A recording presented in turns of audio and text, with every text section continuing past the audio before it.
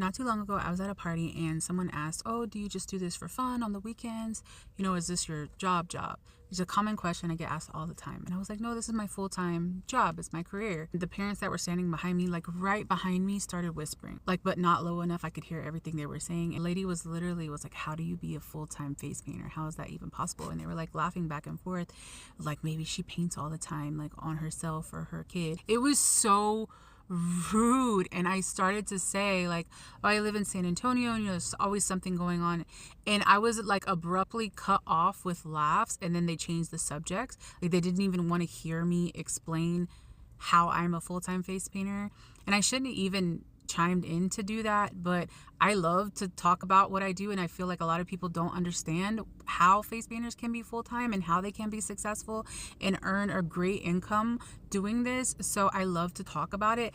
But when ignorant people want to stay ignorant, when they think something of you and they don't want you to change the narrative that they've performed and brought up in their mind, they won't even allow you to speak or fix it. I would love to share like what this month has been like. This is November. This is after October. October was insane. I'm just going to be honest. I hit $8,000 in income. So November, let me go through what my schedule has been like as a full-time face painter. So if you don't understand, then maybe you will. Okay, on the 1st, I had 4 parties. It's 10 hours. On the 2nd, I had 1 party with an hour drive there and back. The 4th, I had Toddler Tuesday at Fox and Tots. I bring my daughter with me to that. On the 6th, I had 4 hours of driving to shoot for a mermaid promo with a photographer with my daughter also. The 7th, I painted Alphaba for an event and then did a Wicked event from 6 to 9 with my daughter. On the 8th, we woke up at 5 a.m. to drive 2.5 hours with my daughter. I did a 7-hour event working, drove 40 minutes to the hotel. The next day on the 9th, I dropped off my daughter with her godmother to stay the day while I did 2 parties,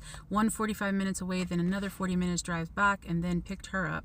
And then on the 10th, we left the hotel to drive an hour to shoot content with my K-pop artist that I work with. I also painted Christmas windows, and then after I was done with them, I delivered them another hour back, and then I met with the life insurance agents and signed me and my husband up for whole life insurance, and then we drove 3 hours back home. And then on the 11th, we went to Toddler Tuesday, and my daughter had a photo shoot that morning because she models for a photographer. And then on the 12th, we drove to Austin 2 hours with traffic to the ACE convention, where I was trying to learn how to be a better face painter and get more work and be even more successful. And I did that also with my daughter and drove an hour back home. I had 2 days off finally to edit and post and answer all my invoices and emails and catch up on all the paperwork. On the 15th, I had 2 parties. On the 16th, I had a party at a farm where I took my daughter because she was invited to it. On the 18th, I had Toddler Tuesday. And then today, I just left Mr. Getty's.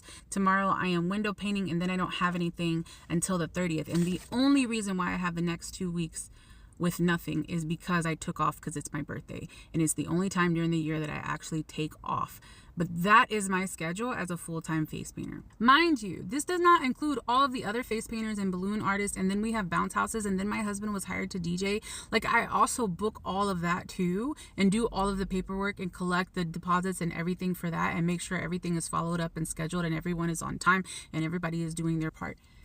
So my point is, just because you don't understand or you don't know or you're not familiar or you can't see it for yourself doesn't mean it's not possible. It shows who you are and the insecurity that you have more than anything to not be able to follow your dreams and do what you love to do when you judge someone else based on where you think that they should be rather than just getting to know them a little better.